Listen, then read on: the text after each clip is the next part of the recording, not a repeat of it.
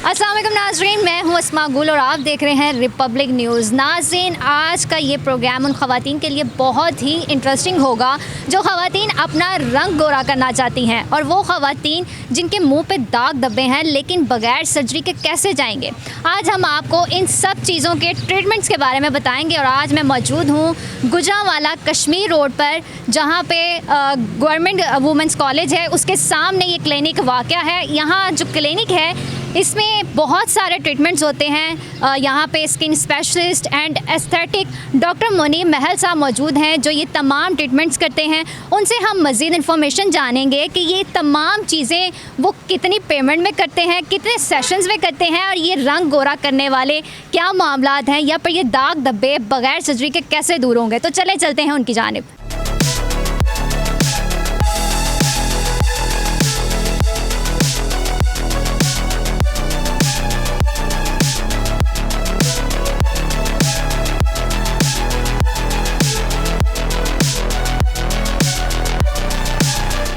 नाज़रीन, हम क्लिनिक के अंदर आ चुके हैं और हमारे साथ skin specialist doctor Munib Mahal साहब हमारे साथ मौजूद हैं। सबसे पहले तो मुनीब साहब, आपका बहुत शुक्रिया, आपने हमारे लिए वक्त निकाला। अच्छा डॉक्टर साहब, मुझे ये बताइएगा कि जिस तरह से अभी मौसम गर्मा चल रहा है तो इससे सनलाइट की वजह से रंगत भी काली हो जाती है, या शायद पानी की कमी होती है जो हमारे मुँह पर छोटे छोटे से पिम्पल्स निकल आते हैं। लोग किस तरह से अपनी स्किन की केयर करें?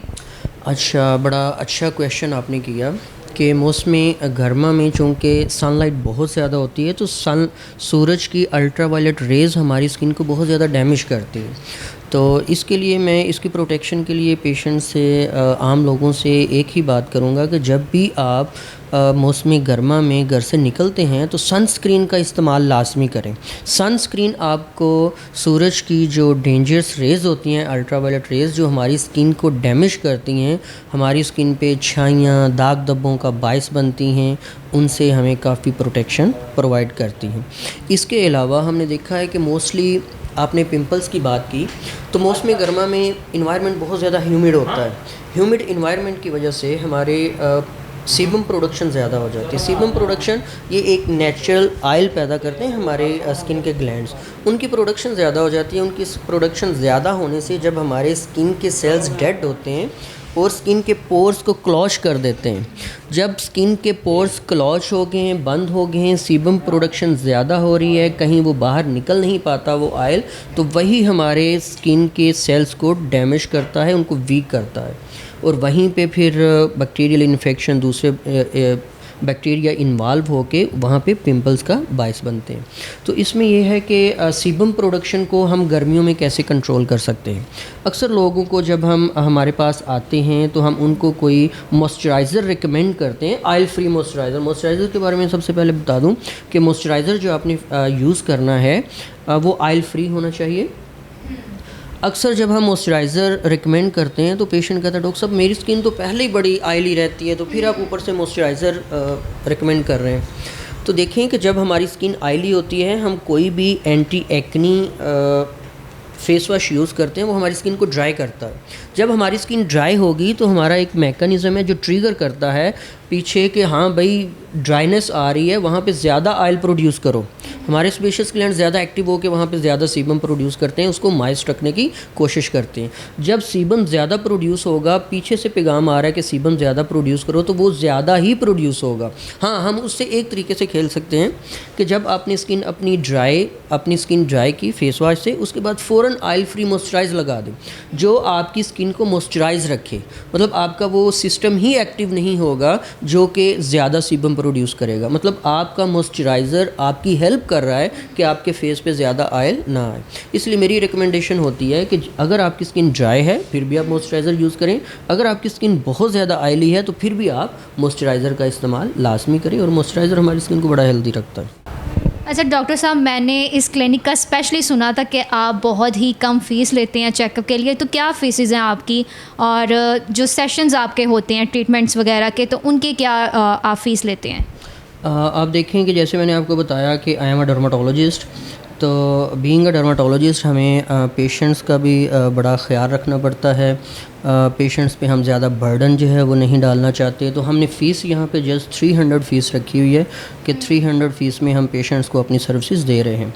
इसके अलावा अगर हम प्रोसीजर्स की बात करें तो यहाँ पे एस्थेटिक स्किन रिलेटेड आलमोस्ट तमाम प्रोसीजर्स हम करते हैं, जिसमें हम फिलर्स, बोटॉक्स, इसके अलावा laser treatment, laser hair removal, acne scars removal, ठीक है। इसके अलावा हेयर पीआरपी, फेस पीआरपी, इस तरह के मज़ीद प्रोसीजर्स जो स्किन से रिलेटेड हैं हम यहाँ पे कर रहे हैं और नहायत ही मुनासिब कीमत में कर रहे हैं।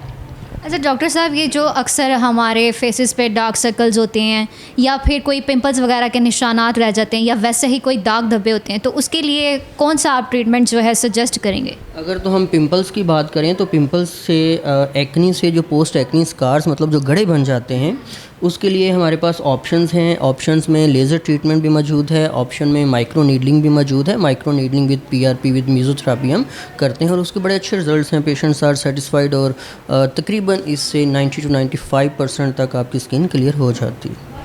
तो आपकी टाइमिंग्स क्या हैं? आप इधर क्लिनिक पे ही सिर्फ अपने खिदमात अंजाम देते हैं या कहीं और भी आप अपनी टाइमिंग्स देते हैं? इस क्लिनिक पे हम सिर्फ हर हफ्ता और बुध के दिन 12 बजे से लेकर 3 बजे तक टाइम देते हैं। इसके अलावा हम संबड़ियाल में, वज़ीराबाद में और गुजरांवाला की जो पेरीफ्रीज़ हैं उसमें भी टाइम दे रहे हैं। सियालकोट बाईपास पे एक सेटअप है नवीद मेडिकल कम्प्लेक्स, हर ट्यूसडे वाले दिन हम वहाँ पे 12 बजे से लेके 3 बजे तक बैठते हैं और वहाँ पे भी नहायत मुनासिब फ़ीस के साथ हम खिदमात सरअंजाम दे रहे हैं। अच्छा, अक्सर ये बालों में गंजपन हो जाता है, तो उसके लिए आप क्या रेकमेंड करते हैं अपने पेशेंट्स को कि वो हेयर ट्रांसप्लांट करवाएं? क्योंकि अभी आपके पास मैं पेशेंट्स भी देख रही हूँ, अभी हम एक पेशेंट भी दिखाएंगे जिसका आप बता रहे थे कि पीआरपी भी होगी, तो आप क्या रेकमेंड करते हैं? देखें, जब हेयर फॉल होता है तो सबसे पहले हम हेयर फॉल की रीज़न जानने की कोशिश करते हैं, फिर अकॉर्डिंगली ट्रीटमेंट करते हैं। हेयर फॉल में हमारे पास टॉपिकल ट्रीटमेंट के भी ऑप्शन मौजूद है, फिर हेयर पीआरपी की ऑप्शन मौजूद है जो बहुत ही अच्छे रिज़ल्ट्स के साथ है।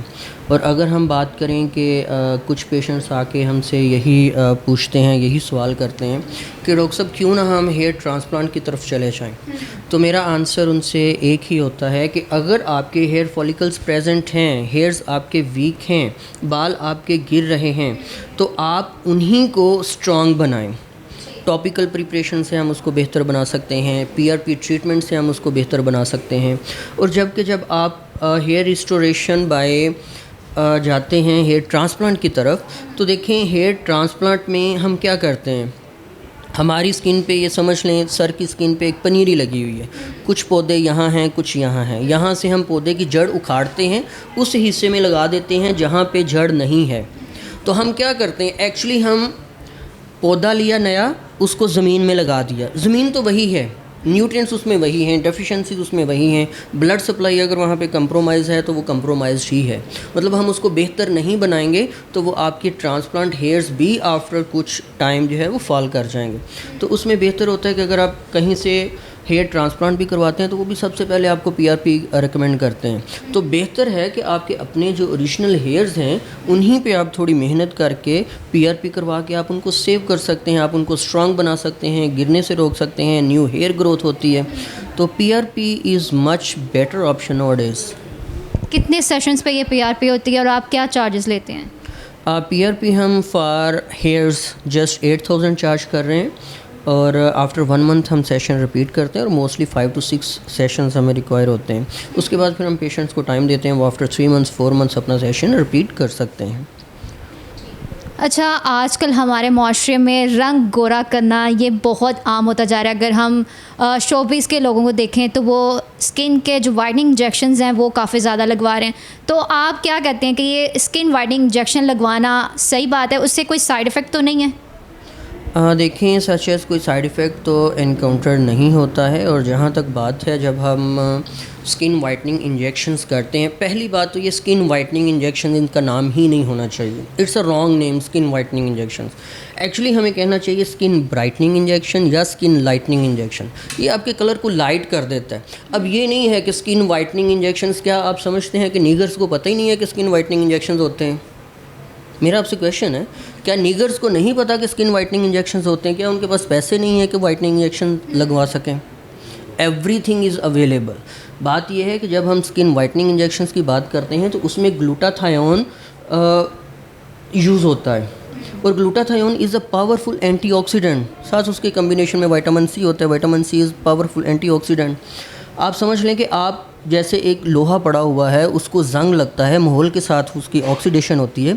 इसी तरह इन्वायरमेंटल फैक्टर्स, सनलाइट और अदर केमिकल्स जो इन्वायरमेंट में हैं वो हमारी स्किन को ऑक्सीडाइज करते हैं, जिससे स्किन सेल्स डेड होते हैं, स्किन बेरौनक होना शुरू हो जाती है। जब आप ये इंजेक्शंस लगवाते हैं तो स्किन आपकी ओरिजिनल कलर में आती है, ब्राइटन हो जाती, चमकदार हो जाती है, आप यंग लुक फील करते हैं। डेड सेल्स मतलब स्किन की ऑक्सीडेशन कम हो जाती है, जिससे स्किन आपकी यंग और रोशन और लाइट, चमकदार, ब्राइट सी नज़र आना शुरू होती है। लेकिन ये नहीं है कि काला बंदा आ गया, आपने उसको इंजेक्शन लगाई और बिल्कुल वाइट हो गया। हाँ, मेलानोसाइट्स को वो हार्मोन्स हैं जो आपकी बॉडी को ब्लैक कलर देते हैं, ठीक है, उनको भी कुछ हद तक कम करते हैं, ठीक है।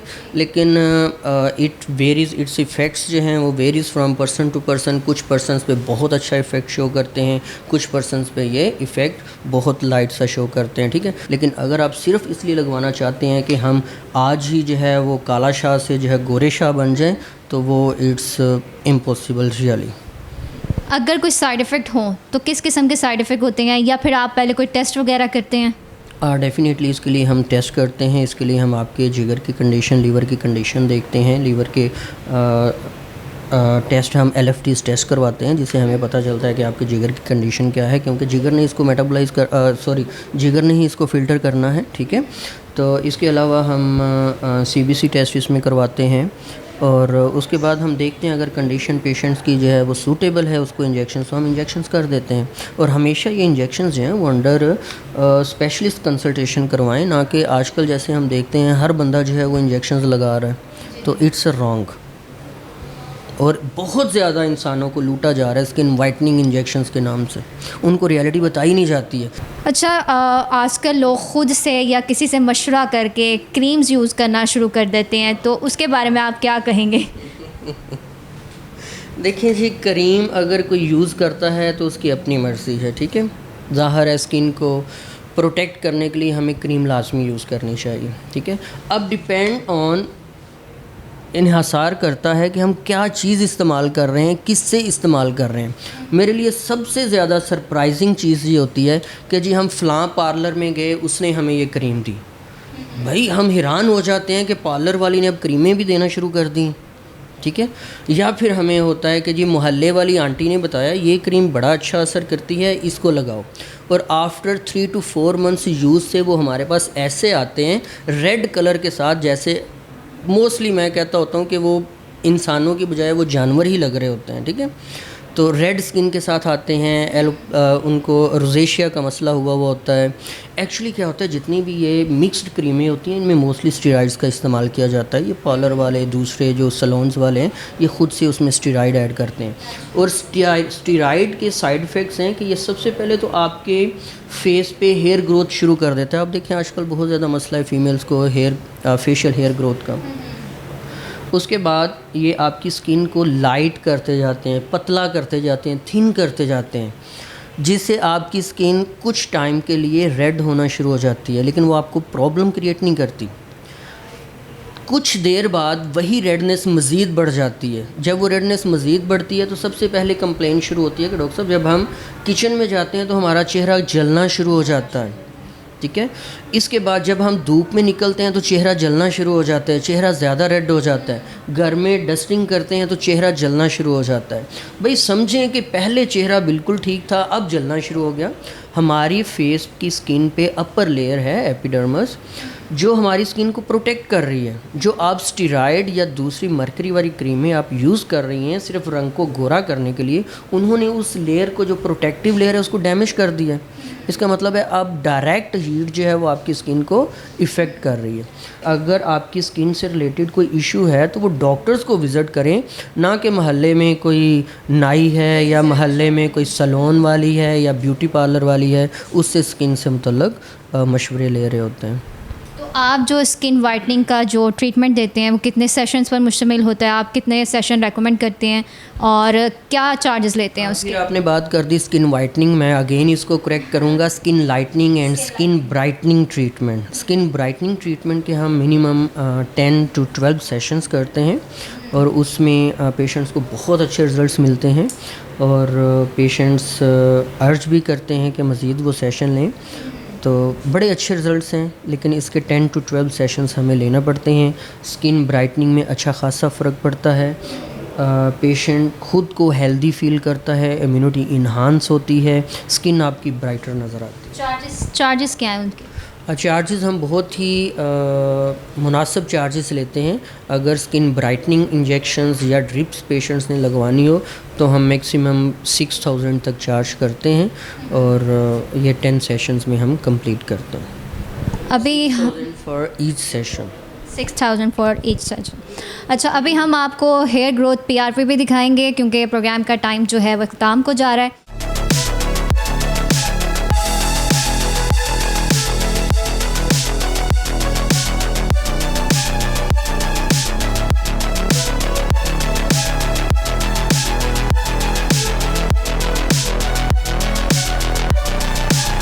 अच्छा, यहाँ पर एक पेशेंट मौजूद है, तो डॉक्टर साहब मुझे ये बताएं ये किस चीज़ की PRP आप कर रहे हैं? ये हम फॉर हेयर रिस्टोरेशन PRP करते हैं। जब आपके बाल गिरते हैं या बाल आपके थिन होते हैं, बालों की शाइनिंग के लिए, बालों की ग्रोथ के लिए, हेयर ग्रोथ के लिए हम PRP करते हैं। तो काफ़ी लोग जो है हेयर ट्रांसप्लांट कराना चाहते हैं, तो आप लोग इस चीज़ का मशवरा क्यों नहीं देते? हेयर ट्रांसप्लांट देखें, हेयर ट्रांसप्लांट की तरफ जाने की ऑप्शन होती है जब आपके हेयर फॉलिकल्स ही प्रेजेंट नहीं हैं। जब आपके हेयर फॉलिकल्स प्रेजेंट हैं तो हम उनको ही बेहतर तरीके से ग्रो कर सकते हैं, ठीक है। और अगर हम हेयर ट्रांसप्लांट की तरफ जाते हैं, न्यू हेयर्स आपके लगाते हैं। फॉर एग्जांपल मैं एक एग्जांपल आपको देता हूँ। ये हेयर्स हैं, एक पनीरी, यहाँ पे ये कुछ पौधे हैं, यहाँ से उठा के हमने इनको यहाँ पे लगा देना है, ठीक है। आफ्टर सम टाइम यहाँ पे फिर इनको न्यूट्रिएंट्स, इनकी एनर्जी इनको नहीं मिलेगी तो ये फिर गिरना शुरू हो जाएंगे। मतलब अगर आप हेयर ट्रांसप्लांट करवाते हैं तो उसके बाद भी आपको PRP करवानी है तो बेहतर है कि आप अपने जो आपके ओरिजिनल हेयर्स हैं, जब आपका हेयर फॉल स्टार्ट होता है आप उसी वक्त उसकी PRP करवाएं ताकि हम उसी को रिस्टोर कर लें, ठीक है। क्या तो ये कितने सेशंस पर ये PRP मुश्तमिल होती है कि कितने सेशंस बाद हेयर फॉल जो है वो कम हो जाएगा, हेयर ग्रोथ अच्छी हो जाएगी? हाँ बिल्कुल, आफ्टर फर्स्ट सेशन ही इसके इफ़ेक्ट्स नज़र आते हैं जब हम फर्स्ट सेशन करते हैं, और आफ्टर 1 मंथ हम सेशन रिपीट करते हैं, ठीक है। हमें ऑलमोस्ट 4 to 5 सेशन जो हैं वो यके बाद दीगर करना पड़ते हैं। उसके बाद फिर हम पेशेंट्स पे डिपेंड करता है कि वो 3 मंथ्स बाद या 5 मंथ्स बाद उसके सेशंस जो हैं रिपीट करता है। अच्छा, बहुत से लोगों का ये बालों का गिरना, ये बहुत ज़्यादा इश्यूज़ होते हैं कि डैंड्रफ की वजह से भी ये प्रॉब्लम्स होते हैं। डेफिनेटली डैंड्रफ की वजह से भी ये प्रॉब्लम होती है। डैंड्रफ जब आपके हेयर फॉलिकल्स को डैमेज करना शुरू करती है तो डेफिनेटली उसकी वजह से हेयर फॉल आपका होता है। डॉक्टर मुनीब महल हमारे साथ मौजूद हैं। उन्होंने आपको स्किन के बारे में बहुत सी मालूमात फ़राहम की हैं। जो ख़ुद से क्रीम्स वगैरह यूज़ करते हैं या अपने दाग धब्बों के ऊपर ख़ुद से चीज़ें अप्लाई करना शुरू कर देते हैं, होम रेमेडीज़ स्टार्ट कर देते हैं, अक्सर वो ये होता है कि आपके हार्मोन्स की वजह से आपके स्किन पर वो चीज़ें सूट नहीं करती। तो बजाय ख़ुद चीज़ें इस्तेमाल करने के या किसी वैसे ही मशवरे करने से डॉक्टर मुनीब के पास आएँ। बहुत ही रीज़नेबल प्राइसेस में आपको ट्रीटमेंट्स मिलेंगे और बहुत ही मामूली फ़ीस उन्होंने रखी है सिर्फ चेकअप के लिए। तो आप यहाँ पर ज़रूर विज़िट करें। कश्मीर रोड गुजरांवाला पर ये क्लिनिक वाक़ है। इसके अलावा डॉक्टर मुनीब साहब ने आपको जगहें भी बताई हैं जहाँ पे वो जाके अपने खदमात सर अंजाम देते हैं। तो उम्मीद है कि आपको आज का ये प्रोग्राम ज़रूर पसंद आया होगा। मिलेंगे एक नए प्रोग्राम के साथ, तब तक के लिए अल्लाह हाफ़िज़।